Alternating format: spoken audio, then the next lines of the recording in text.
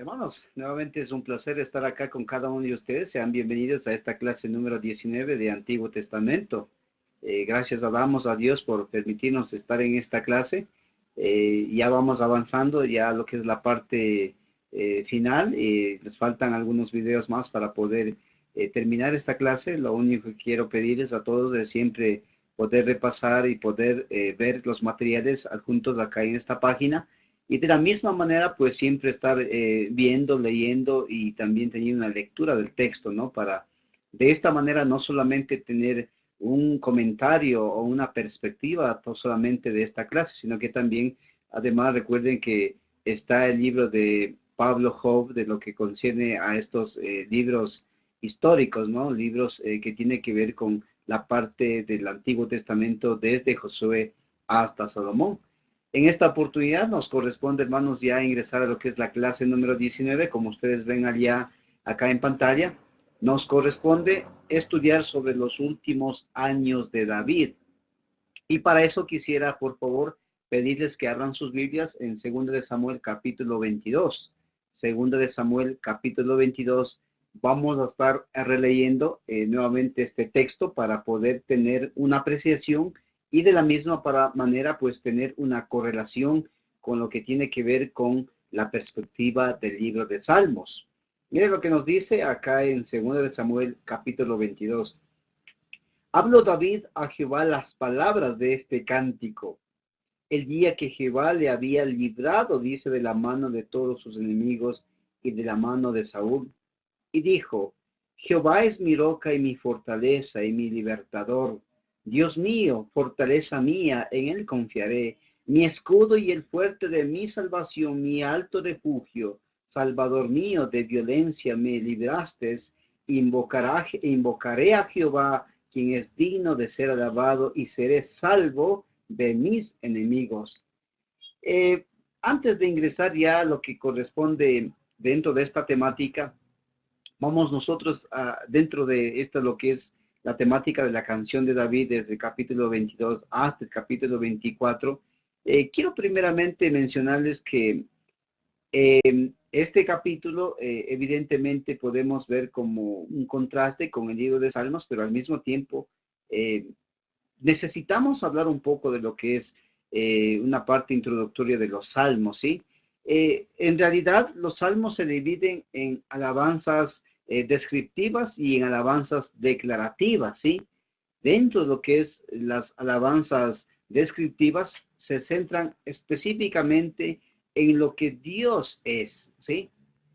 La parte descriptiva de los salmos se enfoca, su perspectiva es más en lo que Dios es decir, sobre sus atributos, sobre lo que Dios es, ¿sí? Su poderío, su omnisciencia, su omnipotencia. Pero en lo que es la parte declarativa de algunos de los salmos, se enfocan o se centran en lo que Dios ha hecho, su creación, el mismo hombre, los mares, todo lo que tiene que ver con el cosmos, con lo que Él ha creado, es la parte declarativa. Entonces, por una parte, algunos salmos no se enfocan sobre lo que es la parte descriptiva, describiendo, dándonos a conocer algo que es, en este caso Dios, pero en lo que es la parte declarativa nos manifiesta de lo que Él ha hecho, de lo que Él nos ha dado, en este caso la misma creación.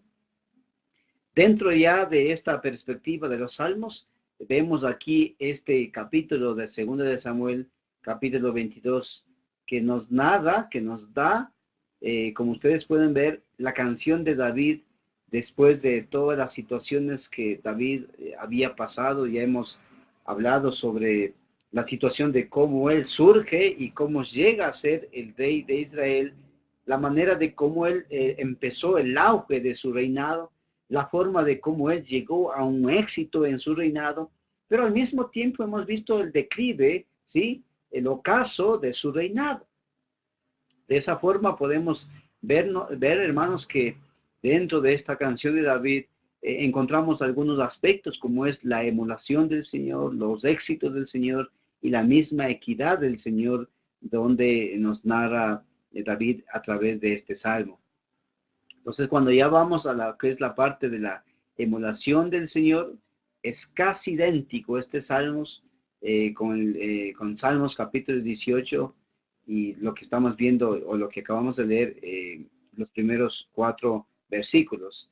Emula lo que es el Señor, ¿sí? Pero al mismo tiempo, hermanos, hablando ya sobre los versículos 5 al 20, habla sobre los éxitos del Señor, ¿sí? Y hemos estado mencionando sobre lo que es la parte descriptiva y declarativa. Pero dentro de este punto de los aspectos de los éxitos del Señor, podemos ver el versículo 5 al 7. Me rodearon ondas de muerte y torrentes de perversidad me atemorizaron. Ligaduras de Seol me rodearon, tendieron sobre mí lazos de muerte. En mi angustia invoqué a Jehová y clamé a mi Dios y oyó mi voz desde su templo y mi clamor llegó a sus oídos. Miren, versículos 5 al 7 habla de lo que Dios es soberano en su vida, de lo que Dios había hecho en la vida de David desde sus inicios hasta estas alturas. Pero cuando ya vamos a los versículos 8 y 9, podemos mencionar, la tierra fue conmovida y tembló y se conmovieron los cimientos, dice, de los cielos. Se estremecieron porque se indignó él. Miren, versículos 8 y 9. Humo subió de su nariz y de su boca fuego consumidor. Carbones fueron por él encendidos.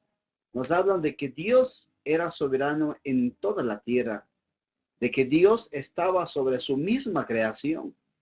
Y eso podemos correlacionarnos también con Colosenses, el capítulo 2, hablando sobre la omnipotencia, hablando sobre la preeminencia de Dios, pero más que todo hablando sobre su soberanía, sobre la creación.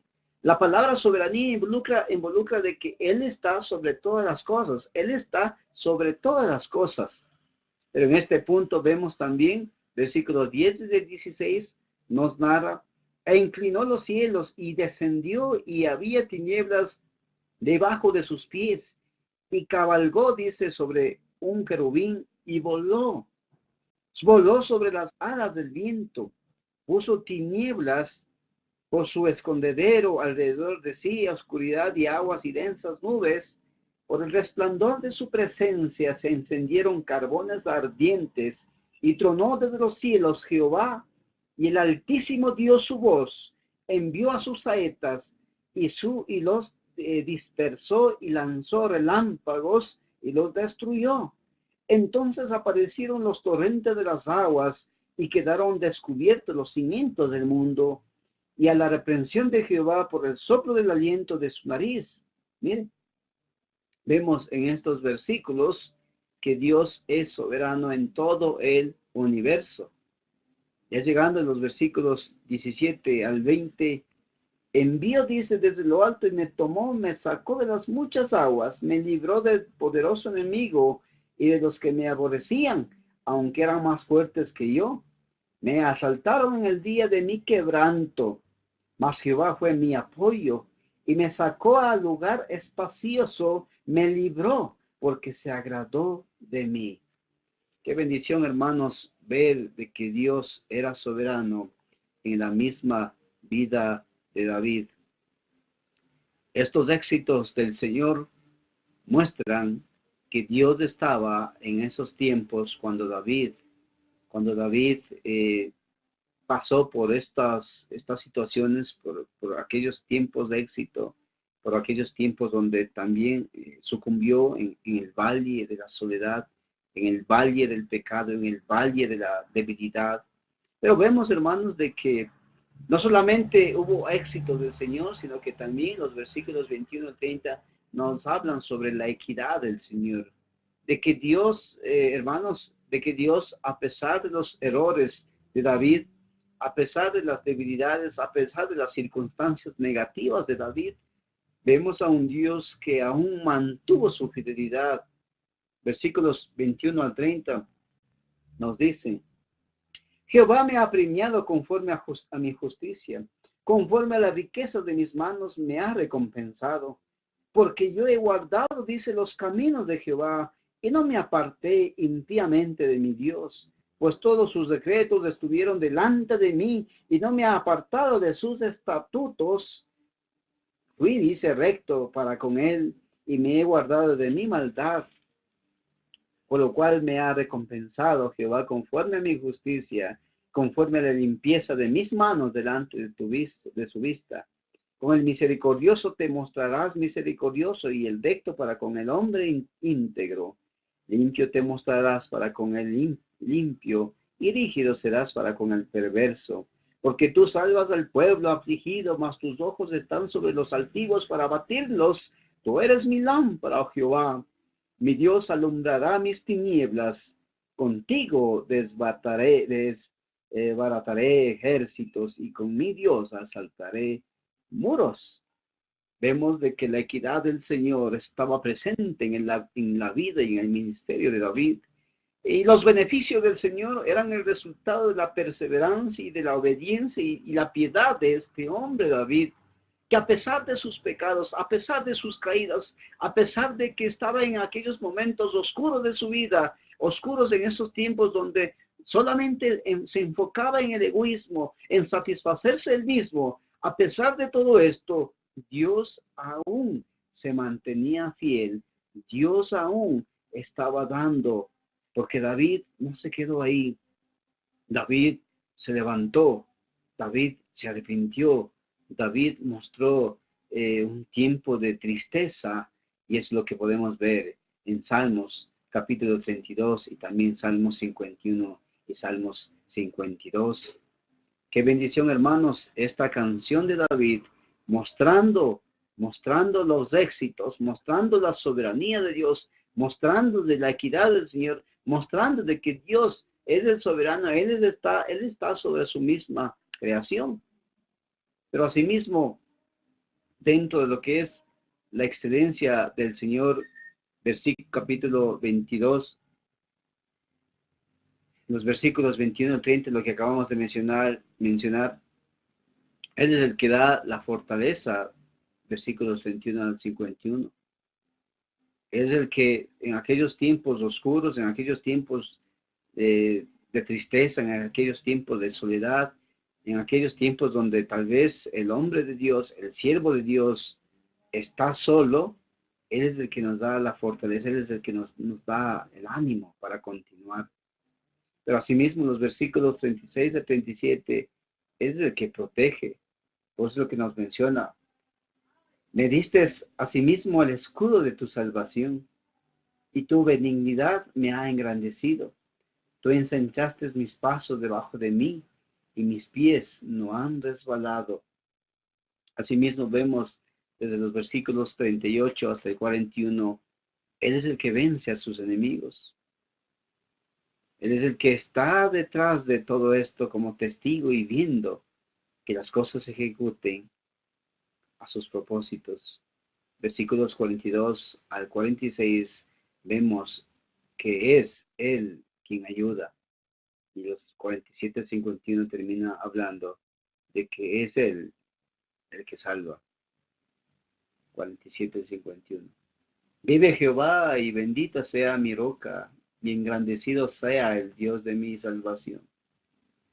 El Dios que venga mis agravios y sujeta pueblos debajo de mí. El que me libra de enemigos y aún me exalta sobre los que se levantan contra mí. Me libraste del varón violento, por lo tanto yo te confesaré entre las naciones, oh Jehová, y cantaré a tu nombre. Él salva gloriosamente a su rey y usa de misericordia para que con su ungido a David y a su descendencia para siempre. Vemos la fidelidad de Dios en estos aspectos. Qué bendición, hermanos, de tener a un Dios soberano, de tener a un Dios que está sobre todas las cosas, de tener a un Dios que siempre nos permite seguir adelante, seguir junto a Él.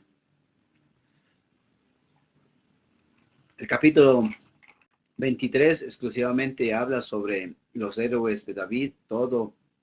Solamente voy a leer unos 2 versículos. capítulo 23. Estas son las palabras postreras de David, y dijo David, hijo de Isaí, dijo aquel varón que fue levantado en alto, el ungido de Dios de Jacob, el dulce cantor de Israel, el Espíritu de Jehová ha hablado por mí, y su palabra ha estado en mi lengua. Y luego viene mencionando hasta los versículos 7 sobre un resumen sobre los héroes de David, describiendo, hablando sobre el temor, sobre la luz de la mañana, sobre el sol de una mañana sin nubes, sobre la casa evidentemente mostrando con Dios, sobre la intimidad, el pacto perpetuo, y así va extendiéndose desde los versículos 8 y adelante, un poco más sobre estos personajes. Estos son los nombres de los valientes que tuvo David: José, Basebet, el Tagmonita, principal de los capitanes. Este era Adino, el esnita, que mató a 800 hombres en una ocasión. Después de este, Eleazar, hijo de Dodo, a Oita, uno de los 3000 valientes que estaba con David cuando desafiaron a los filisteos, que se habían reunido allí para la batalla y se habían alejado los hombres de Israel. Y así sucesivamente va mencionando sobre estos personajes que en un sentido pues también tuvieron la ayuda de Dios. El Espíritu Santo estaba en todo este ministerio con estos hombres fieles, con estos hombres de Dios, con estos siervos de Dios, que evidentemente fueron parte del propósito para enfocarnos en el linaje, en Jesús, en el linaje de David. Pero ya en el capítulo 24 vemos el pecado al enumerar a la gente, y evidentemente podemos mencionar capítulo 24, versículos del 1 en adelante. Dice: volvió a encenderse la ira de Jehová contra Israel, e incitó a David contra ellos a que dijese: ve, haz un censo de Israel y de Judá.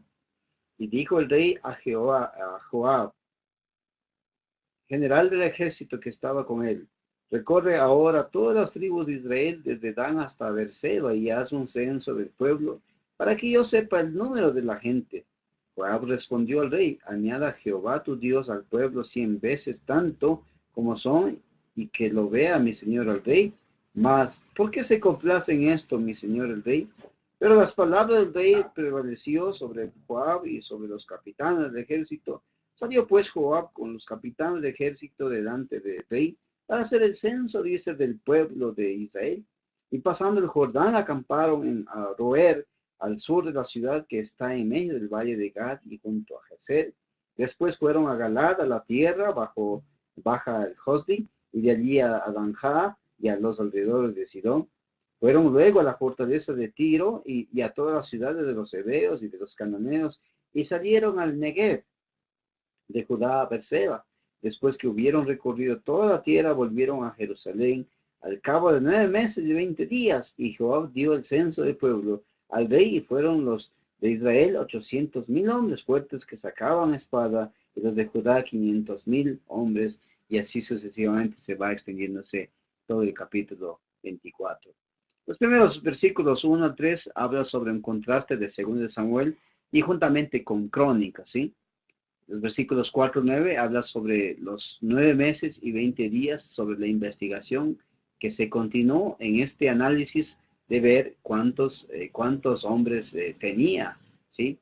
Versículos 10 al 25 habla sobre Dios, cómo dio a David una selección de castigos por la situación que llegaron a acontecer.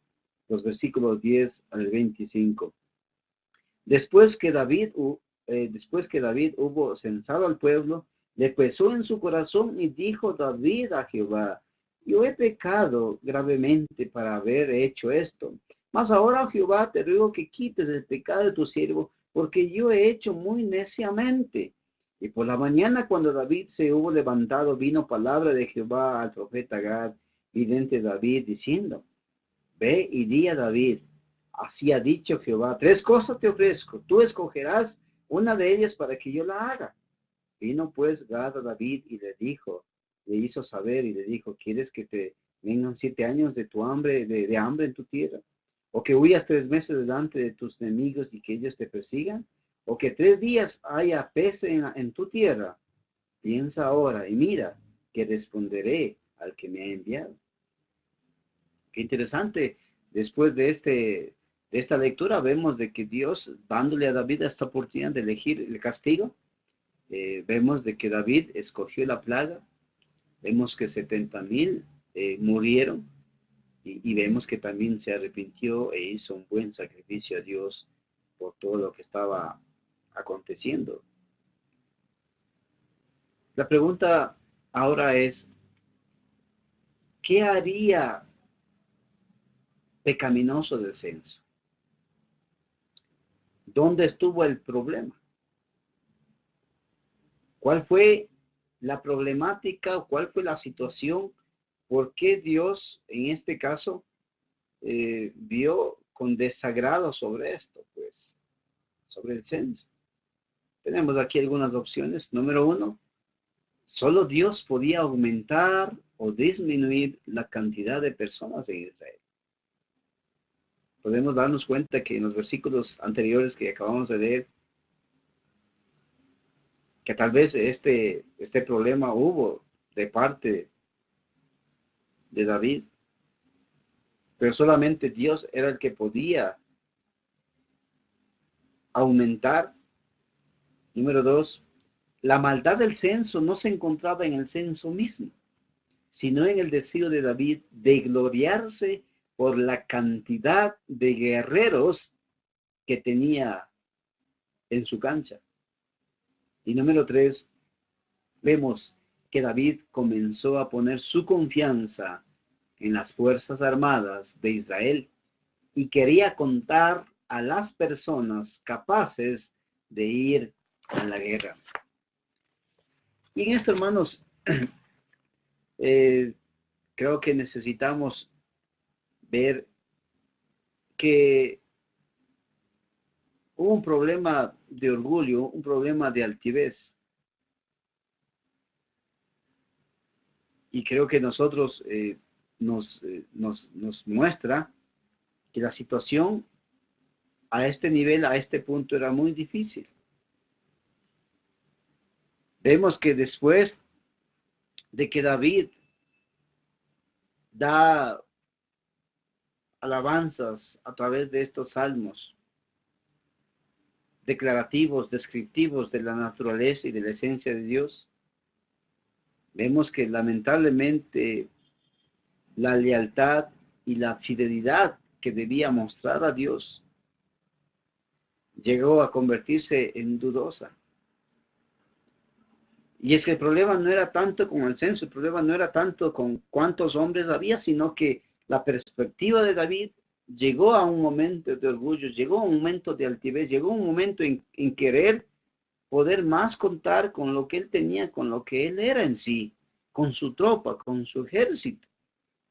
Y por eso es que vemos los castigos que le da, en este caso, a David, ya sea el hambre, ya sea la guerra, ya sea la peste.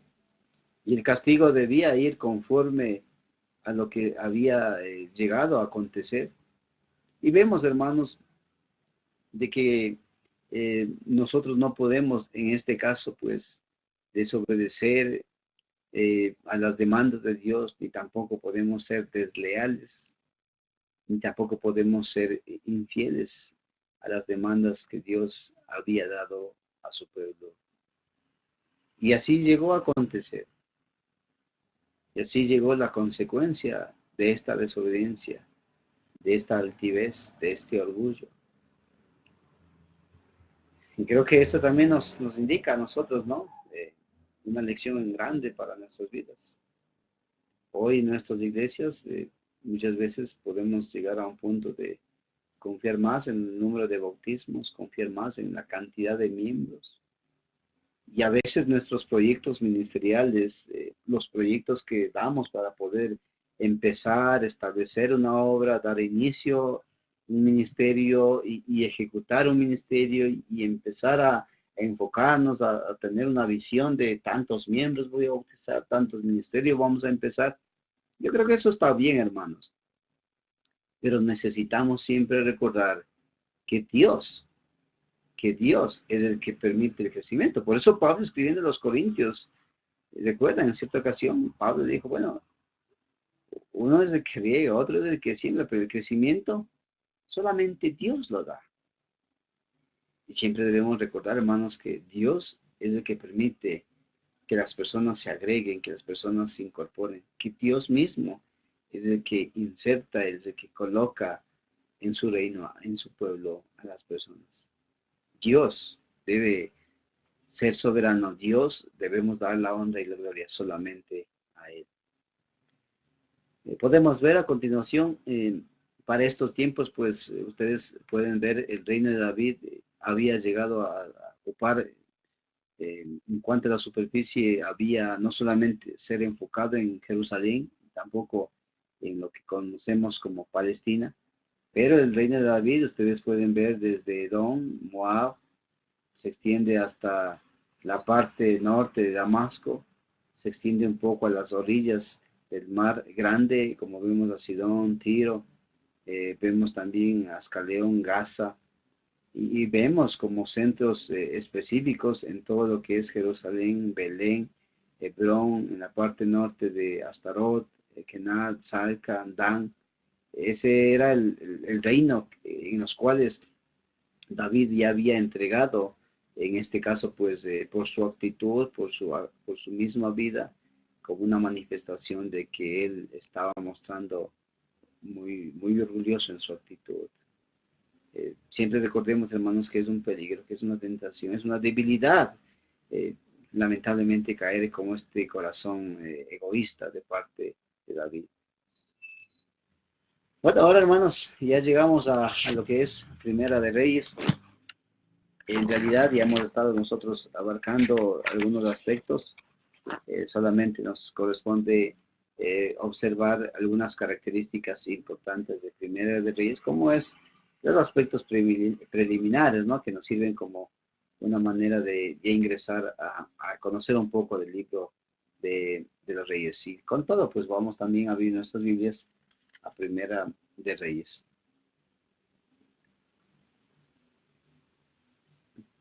En cuanto al título, los reyes son nombrados aquí porque relatan los reinados de todos los reyes, menos de Saúl.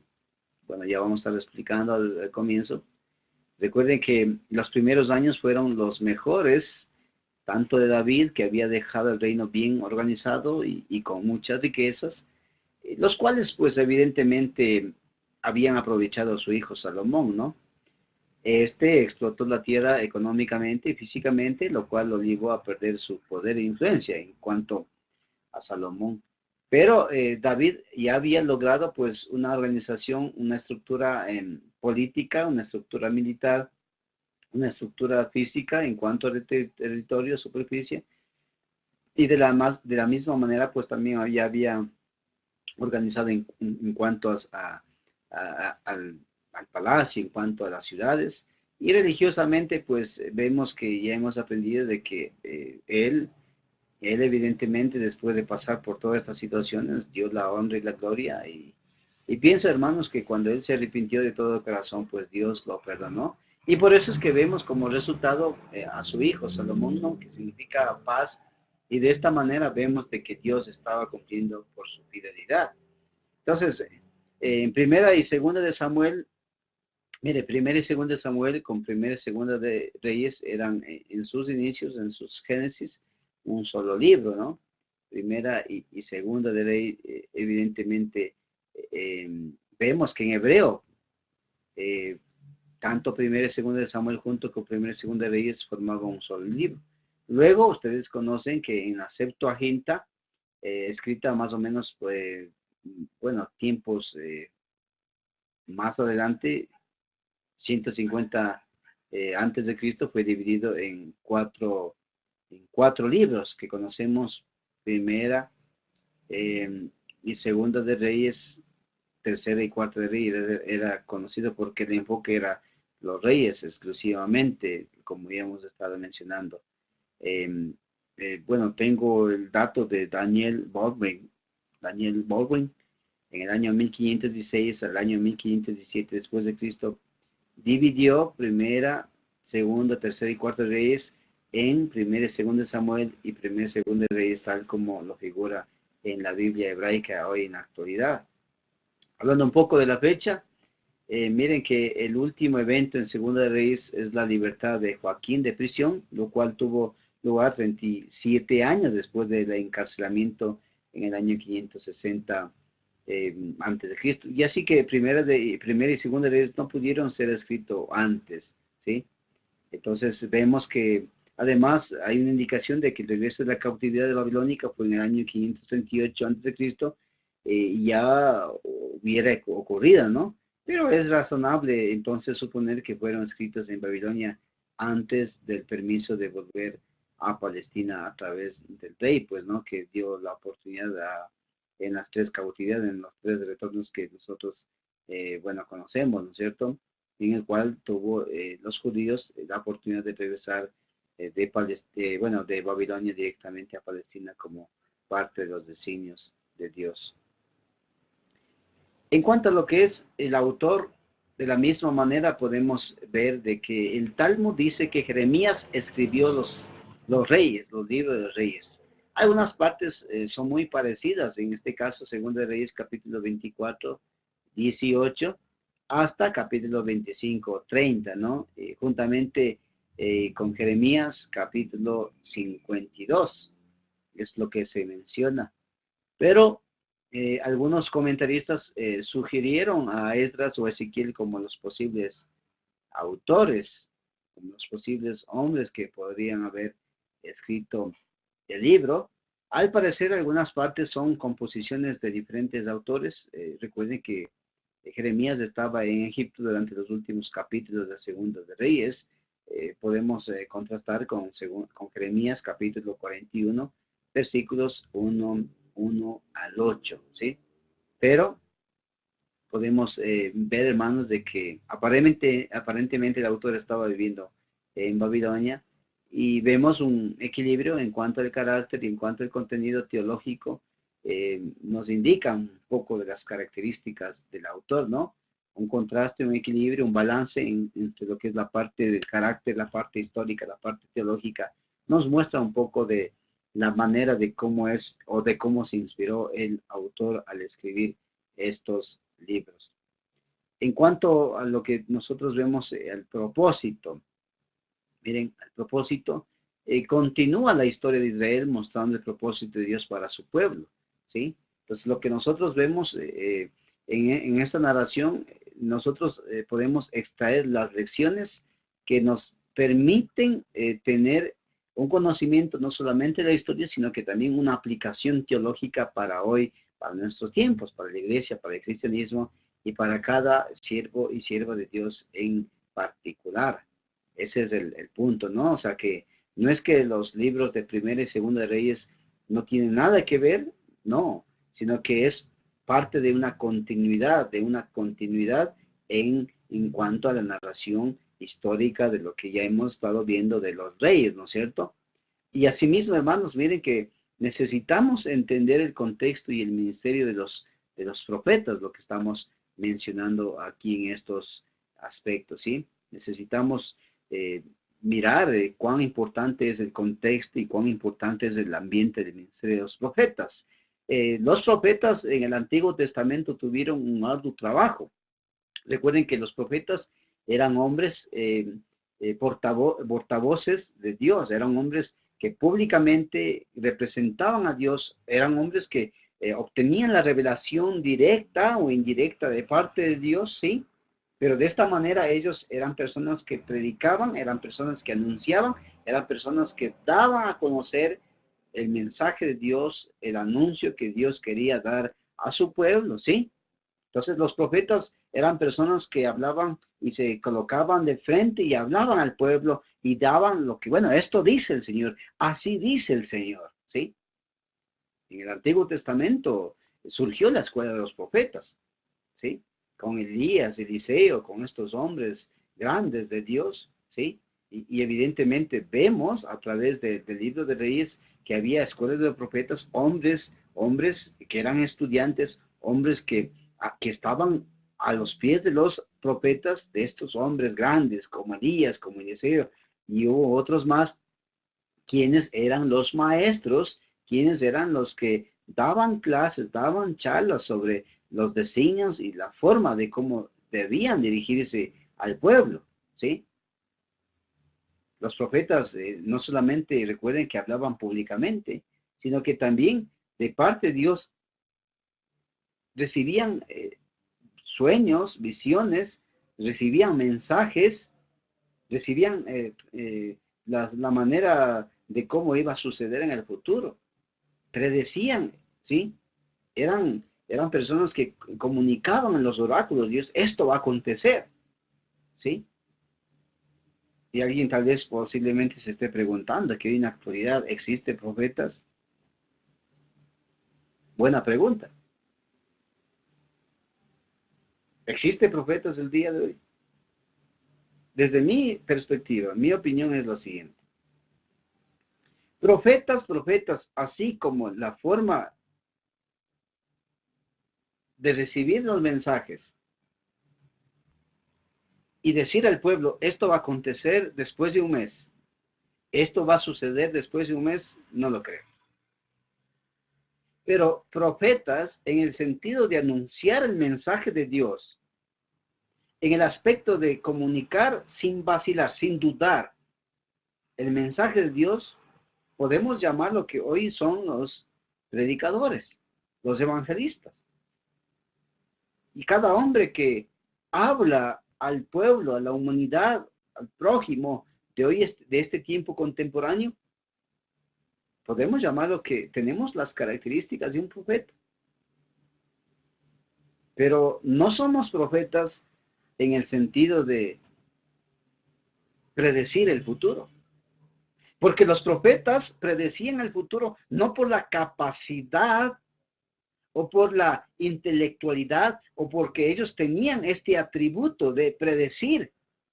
No, sino que todo lo que ellos recibían de parte de Dios era directamente dado por Dios. Nada de los profetas, ni su mensaje, ni su predicción, nada era de parte de ellos mismos.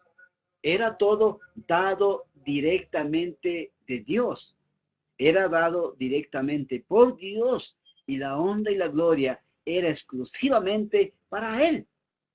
Y yo sé, hermanos, que hoy en este tiempo surgen también muchos hombres que se han considerado profetas, apóstoles, reverendos, y no quiero entrar en este punto crítico, tal vez de juzgar a esta denominación, porque no creo que estamos en esa posición de juzgar o condenar a nadie.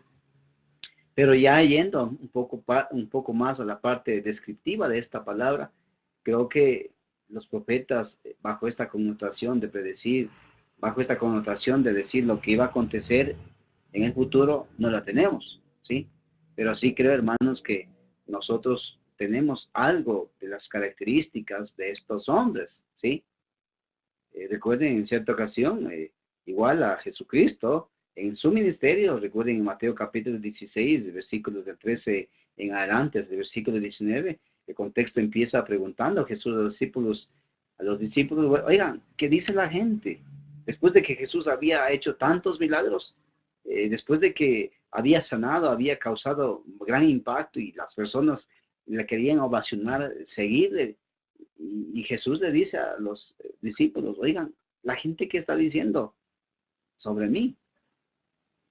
Y recuerden que, bueno, dicen que eres un profeta, dicen que eres Elías, dicen que eres un hombre muy grande, un profeta de mucha trascendencia. Y recuerden también la pregunta de Jesús y la respuesta de Pedro en este contexto. ¿Sí? Nuevamente, la característica de poder hablar públicamente, la forma de pararnos al frente y de decir de que Dios es nuestro Dios, de que Dios es el soberano, de que Dios un día va a juzgar a la humanidad, de que Dios un día va a juzgarte a ti. Tenemos, hermanos, pero no somos profetas bajo estas características de poder predecir. Creo que estaríamos entrando a un tema un poco delicado en cuanto a afirmar a que hoy todavía existen profetas, apóstoles. La iglesia en el primer siglo, recuerden que estaba pasando por una etapa de transición, era una iglesia infante. En Efesios capítulo 4, versículos 11 hasta el 16, se menciona de que él estableció maestros, profetas, evangelistas, pero pienso de que la iglesia estaba pasando por una época de transición. La iglesia era infante, la iglesia era una iglesia bebé, y evidentemente en esta época de transición se estaba todavía, recuerden que la gente todavía no miraba la situación de que debía cambiarse, bueno, de aceptar la época de mesiánica, ¿no? El reinado del Mesías en el primer siglo. Entonces estaba pasando una época de transición, no necesariamente es aplicativa para el tiempo de hoy. Entonces, entendiendo un poco de eso, hermanos, creo que el ministerio de los profetas era muy importante en el Antiguo Testamento en cuanto al propósito. Asimismo, vemos que el autor estaba evaluando los reinados por las normas de la ley de Moisés, demostrando las causas de la decadencia en un aspecto más general, ¿no es cierto? Es lo que podemos ver y observar. En todo esto hay unas diferencias, como ustedes ven ahí en pantalla, unas diferencias entre reyes y crónicas. En crónicas, el énfasis se encuentra en los reyes de Judá. En reyes hay un equilibrio entre lo que son los reyes de Judá e Israel. Repito, en crónicas el énfasis se encuentra en los reyes de Judá. En reyes, recuerden que hay un equilibrio entre los reyes de Judá e Israel. Pero en crónicas también los reyes son comparados a David.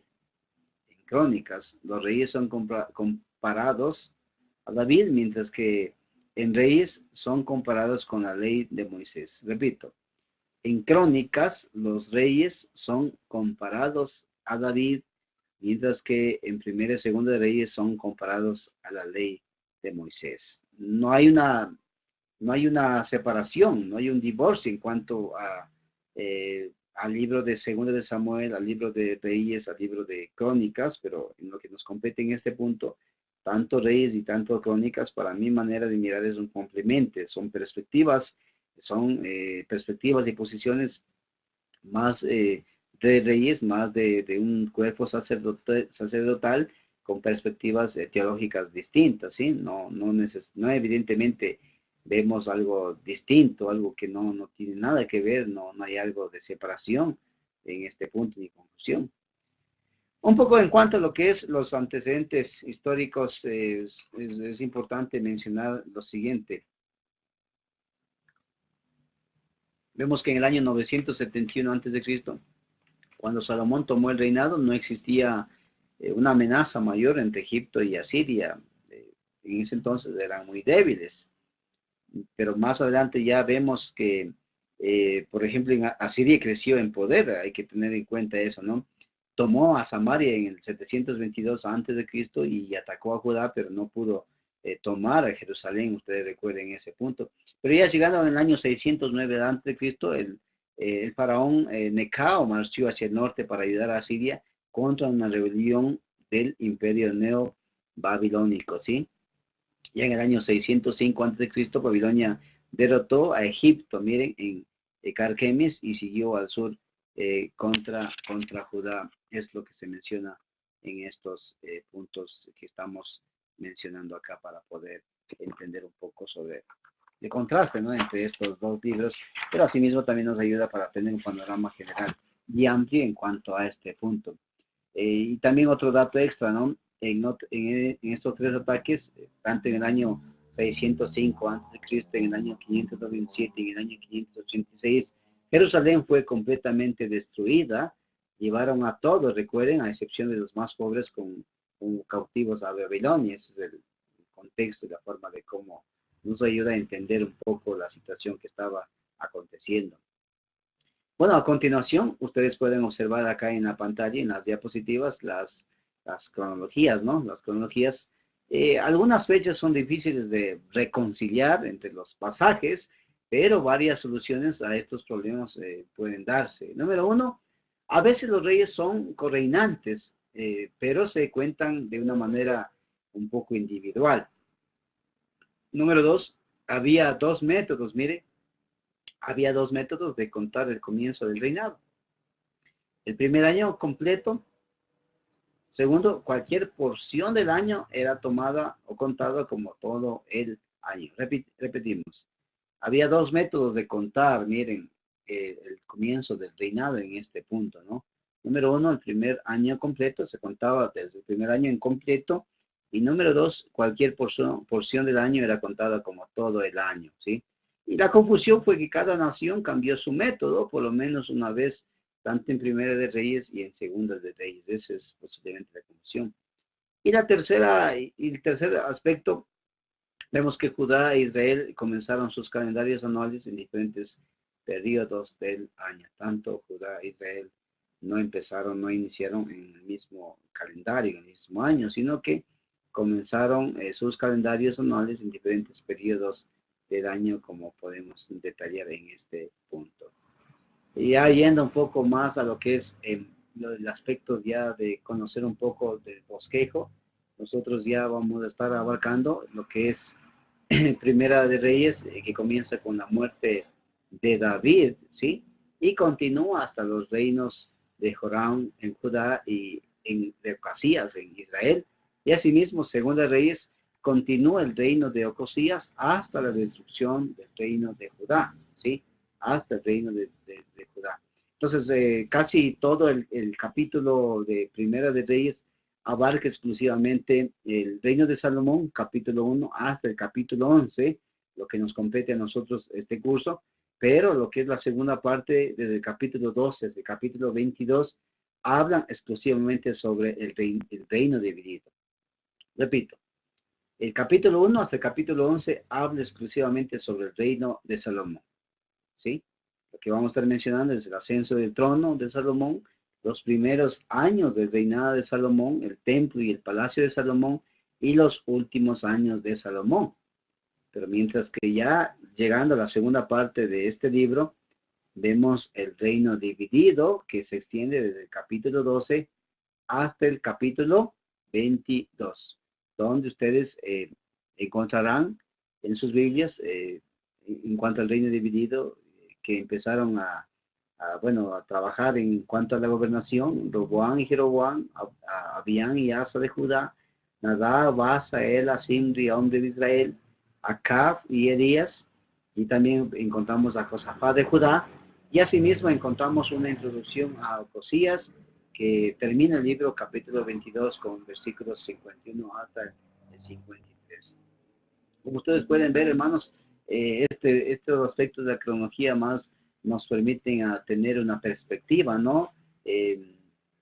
Podemos ver que los años, por ejemplo, los años 971 al 586 a.C., abarca 4 siglos la cronología de los reyes. Interesante, voy a compartir nuevamente que la cronología desde el año 971 hasta el 586, lo que ustedes ven acá en pantalla, abarca 4 siglos la cronología de estos reyes, ¿no es cierto? Pero asimismo el Reino Unido bajo Salomón estaba desde los años 971 hasta el 931 antes de Cristo, ¿sí? El periodo lamentablemente se dividió después de la muerte de Salomón. Ustedes van a estar estudiando más adelante en otro curso, en otra materia, la continuación desde la muerte de Salomón en adelante, la forma de cómo se dividió el reino.